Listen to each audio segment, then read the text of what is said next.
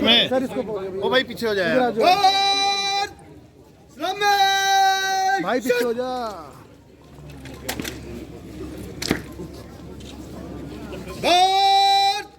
बगल शस्त्र।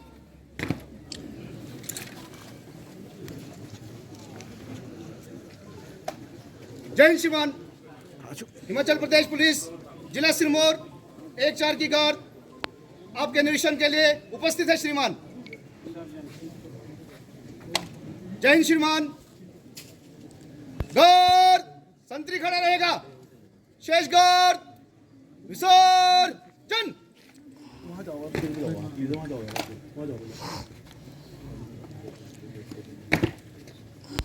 मंत्री के रूप में पहली बार अपने जिला सिरमौर में आने का सौभाग्य प्राप्त हुआ है। मैं मुख्यमंत्री सुखविंदर सिंह सुक्खू जी का धन्यवाद कर लूँगा और राष्ट्रीय नेतृत्व का भी धन्यवाद करूँगा जिन्होंने मुझे हिमाचल मंत्रिमंडल में जो है स्थान दिया है। और साथ ही हम समस्त हिमाचल प्रदेश और सिरमौर की जनता का धन्यवाद करेंगे जिन्होंने कांग्रेस पार्टी की नीति, कांग्रेस पार्टी के नेतृत्व और कांग्रेस पार्टी के कार्यक्रमों में जो है आस्था व्यक्त की है। और अभी इस सरकार को बने हुए केवल 1 महीना हुआ है, मगर ऐतिहासिक फैसले जो है इस सरकार द्वारा लिए गए हैं। हाल ही में भी 2 दिन पहले जो हमारी मंत्रिमंडल की जो है मीटिंग हुई, पहली मीटिंग हुई, जैसा कि हमने हिमाचल की जनता से वायदा किया था कि ओल्ड पेंशन को लागू किया जाएगा। हमने पहली कैबिनेट मीटिंग में जो है हिमाचल प्रदेश के 1,35,000 कर्मचारियों को जो है राहत प्रदान करके उनकी जो है पुरानी पेंशन को जो है वो बहाल किया। इसी तरह से हमने और अन्य जो वायदे हिमाचल की जनता से 10 गारंटीज है, इसमें से कि हमने कहा है कि 1 लाख लोगों को हम हिमाचल प्रदेश में रोज़गार देंगे।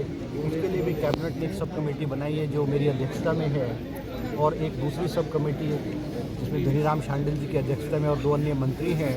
तो हम जो है 18 से 60 साल के महिलाएं हैं उनको 1500 रुपये जो है वो हम पेंशन के रूप में देंगे। तो ये हम मंत्रिमंडल अपनी कैबिनेट सब कमेटी अपनी रिपोर्ट कैबिनेट में देगा, और एक फेज्ड मैनर में जो हमने अपने पूरे वायदे किए हैं, हम एक फेज्ड मैनर में जो है हम इनको जो है पूरा करेंगे।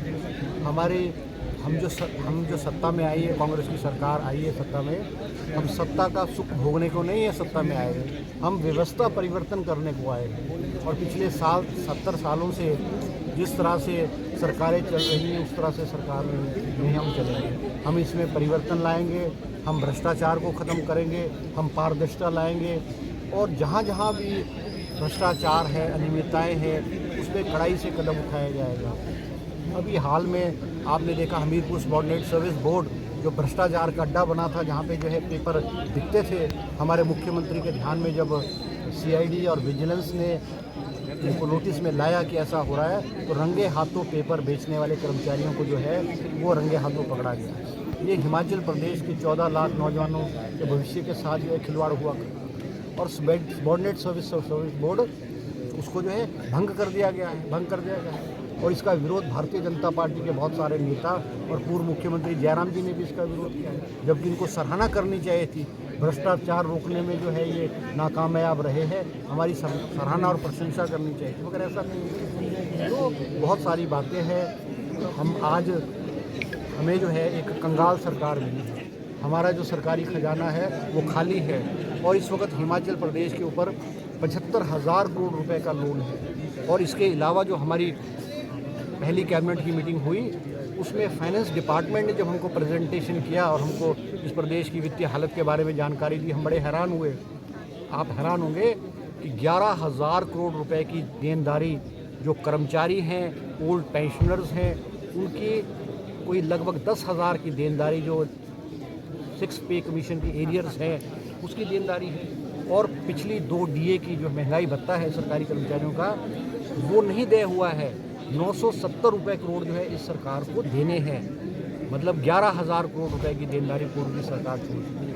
और आपको याद होगा हमारे सरकार ने फैसला किया है, जो संस्थाएं BJP ने 900 संस्थाएं खोली थी अपने आखिरी 6 महीनों में, उसको निरस्त किया गया। और हैज़र्ड वे में उसमें फाइनेंस की जो है कंकरेंस नहीं थी, बजट का प्रोविज़न नहीं था, और एक कमरे में जो है वो तहसील है, सब तहसील है, दफ्तर खोल के, और अगर हम इन संस्थाओं को चलाते तो ये मान के चलो आप सालाना 5,000 करोड़ रुपए का जो है बोझ जो है हिमाचल की सरकार पर पड़ता है। तो आज जो हमारी डगर है, हमारी सरकार की जो राह है वो आसान नहीं है, तो फिर भी हम हिमाचल प्रदेश की जनता को विश्वास दिलाना चाहते हैं कि आपने जिस आशाओं से, जिस विश्वास से हिमाचल प्रदेश में सत्ता सुखविंदर सिंह सुक्खू जी के नेतृत्व में सौंपी है, हम उस पर खरा उतरे। हर चीज में आप